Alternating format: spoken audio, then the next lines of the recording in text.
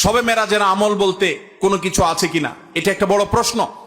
আমরা যখনই রজব মাস শুরু হয় তখনই আমরা জিজ্ঞাসা করতে থাকি আলেমদের কাছ থেকে যে শবে মেরাজের নামাজ কিভাবে পড়বো, এই শবে মেরাজের আমলটা কি। শবে মেরাজ উপলক্ষে সারা রাত জেগে ইবাদত করা এবং শবে মেরাজ উপলক্ষে 26তম দিন পার হয়ে 27তম রাত যখন শুরু হয় তখন সাহারি খেয়ে 27 রজবে রোজা রাখা, এটা আমাদের সমাজে বহুল প্রচলিত। অথচ ভাইরা আমার, যেটা আমরা শুরুতে বলেছি, রজব মাসের 27 তারিখে নবী সাল্লাল্লাহু আলাইহি ওয়াসাল্লামের মেরাজ হয়েছে এমনটি নিশ্চিত কোনো বিষয় নয়। নবীজির মেরাজ হয়েছে সেটা মহাসত্য, সেটা চরম সত্য। সেটা কি রজবে হয়েছে, নাকি সেটা রবিউল আউয়ালে হয়েছে, নাকি রমাদানে হয়েছে, নাকি শাওয়ালে হয়েছে, 15-16টি মত আছে ইতিহাসবিদদের। যদি ধরেও নেই আমরা রজবের এই 27 তারিখেই হয়েছে, যেমন কোন কোন ইমামগণ বলেছেন, সে আলোকে যদি আমরা ধরেও নেই, তারপর আমরা বলবো নবী সাল্লাল্লাহু আলাইহি ওয়াসাল্লামের মেরাজ হয়েছে হিজরতেরও আগে। এরপর নবী সাল্লাল্লাহু আলাইহি ওয়াসাল্লাম প্রায় 11 বছর বেঁচে ছিলেন। এই পুরো সময় জুড়ে কখনো তিনি মেরাজ দিবস, মেরাজ রজনী উদযাপন এটা তিনি কখনো করেছেন বলে কোনো জাল বা জয়ীফ হাদিসে পর্যন্ত বর্ণিত হয়নি। বিধায় মেরাজের এই ঘটনার পুনরাবৃত্তি বা এই ইতিহাস, ওই তারিখটার পুনরাবৃত্তিকে আপনার কেন্দ্র করে প্রতি বছর একটা বিশেষ দিনকে শবে মেরাজ উদযাপন করা, রাতভর বিশেষভাবে ইবাদত করা, দিনভর বিশেষ গুরুত্ব দিয়ে রোজা রাখার কথা বিশুদ্ধ কোনো হাদিস দ্বারা প্রমাণিত নয়। আমরা শুধুমাত্র মেরাজের বিষয় থেকে শিক্ষা গ্রহণ করব, মেরাজ থেকে আনিত নামাজটা আমরা আদায় করব।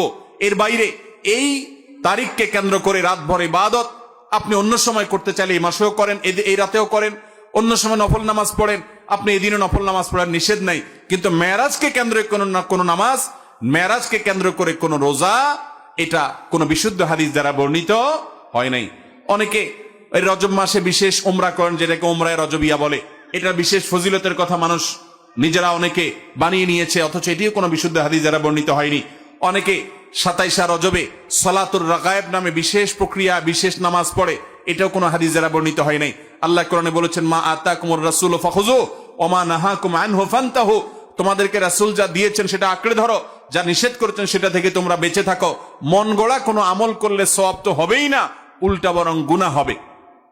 আমাদের সমাজে অনেক মানুষ আছেন যারা আজকাল এই সমস্ত কথা শুনলে বলেন যে এটা নাই সেটা নাই, কিছু লোক বাইরে হয়েছে, এটা নাই সেটা নাই শুধু বলে। ভাইরা বাবারা আমার, কোরআন এবং হাদিসে যদি থাকে আপনি 100 বার আমল করেন, আপনি একটু দেখেন, একটু যাচাই করেন, একটু চেক করেন। কোরআন হাদিস অনুবাদ হয়ে গেছে, বইফোর কোনো বই পুস্তক নয়, হয় কোরআনে আল্লাহর নবী করিম সাল্লাল্লাহু আলাইহি ওয়াসাল্লামের কোনো হাদিসে।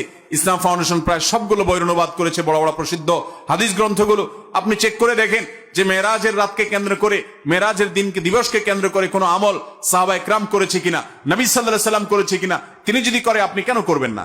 আর যদি তিনি না করেন তো মনে রাখবেন, দেখতে মনে হয় নামাজ ভালো জিনিসই তো, আবার এখানে বাধা কেন? অনেকে বলেও যে রাত্রে মানুষ নামাজ পড়বে, চুরি তো করবে না, গান তো শুনবে না, তাহলে কিছু হুজুররা বাধা কেন দেয়? ভাইরা আমার, নামাজ আপনি পড়েন, এটাতে কোনো সমস্যা নেই, কিন্তু এই রাতে কোরআন হাদিসের নির্দেশ, ইসলামের নির্দেশ মনে করে যদি কোনো কাজ করেন, অথচ ইসলাম আপনাকে নির্দেশ করে নাই, তাহলে সেটা হলো মন গড়া আমল। মন গড়া আমলকে বলা হয় বেদাত, আর বেদাত হলো গোমরাহি, ভ্রষ্টতা। ওয়া কুল্লু দালালাতিন ফিন্নার, আর নবীজি বলেছেন সকল ভ্রষ্টতার ঠিকানা কোথায়? জাহান্নাম। আমরা যখন খেতে চাষ করি, চাষ করলে শুধুমাত্র যখন আপনি ধানের গাছ লাগান, শুধু ধান গাছ হয় না সাথে আগাছাও হয়? আগাছা দেখতে ধানের মতো না? আমরা কি সে আগাছাগুলো রেখে দেই নাকি আস্তে আস্তে তুলে ফেলে দেই? যদি কেউ মনে করে আরে ধান গাছ তো অল্প একটু জায়গাত আছে, আগাছা আগাছার জায়গায় হয়েছে, সমস্যা কি?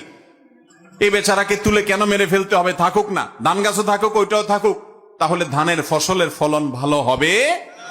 আপনার ঈমান এবং আমলের ফলন যদি ভালো হতে হয়, তাহলে বিদআত এবং মন গড়া আমল এগুলো থেকে নিজেকে সরাতে হবে।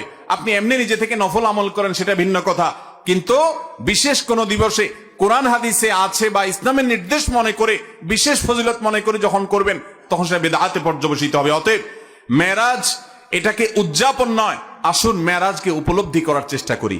মেরাজকে ঘটা করে পালন করা নয়, বরং মেরাজের শিক্ষাগুলো দিয়ে আমাদের জীবনকে আমরা সাজাবার চেষ্টা করবো তো ইনশাআল্লাহ। আল্লাহ রাব্বুল আলামিন আমাদের সবাইকে মেরাজের এই গুরুত্ব বুঝার তৌফিক দান করুন। এই মেরাজের অন্যতম বড় শিক্ষা হলো আমাদের প্রিয় নবী সাল্লাল্লাহু আলাইহি ওয়াসাল্লামের মর্যাদা কত বেশি।